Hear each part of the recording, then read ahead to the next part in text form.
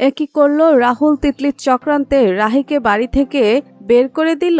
শুধু তোমারই জন্য ধারাবাহিকে আজকের পর্বে দেখা যায় রাহুল রাহিকে রাগান্বিত কণ্ঠে বলে, দেখো রাহি, তোমার যদি এই বাড়িতে থাকতে ভালো না লাগে তাহলে তুমি নিচের বাড়িতে ফিরে যেতে পারো। দরজার আড়াল থেকে মেমো আর রনির সব কথা শুনে ফেলে। মেমো অবাক হয়ে বলে, এটা কি বললো রাহুল? তাহলে কি এবার ওরা আলাদা হয়ে যাবে? রাহুল রাগ করে ঘর থেকে বের হয়ে যায়। মেমো আর অনি তার পেছনে গিয়ে দাঁড়ায়। অনি বলে, দাদাভাই, এটা তুই একদম ঠিক করিসনি। মেমোও বলে, রাহুল, তোর কথাটা এভাবে বলা উচিত হয়নি। রাহুল রেগে গিয়ে বলে, তোরা সবাই আমার জীবনটা নষ্ট করে দিচ্ছিস। একদিকে আমাদের সম্পর্কের কোনো ভবিষ্যৎ নেই, আর অন্যদিকে তিতলি আমার জীবন শেষ করে দিচ্ছে। অনি বলে, বিয়ে যখন করেছিস দায়িত্ব তো নিতেই হবে।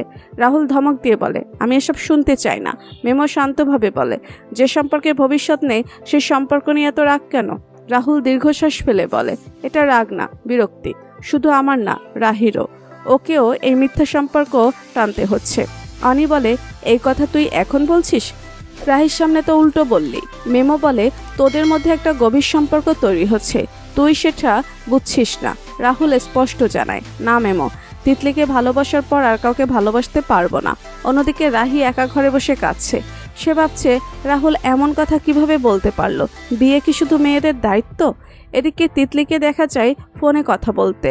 লাক্সারিয়াস রিসোর্টের রুম, 6 লাখ টাকা, ঠিক আছে, কনফার্ম করুন। টিম্পি অবাক হয়ে বলে, তোর তো টাকা নেই, এত টাকা কোথা থেকে পাবি? তিতলি ঠান্ডা গলায় বলে, আমি কি তোর কাছে টাকা চেয়েছি?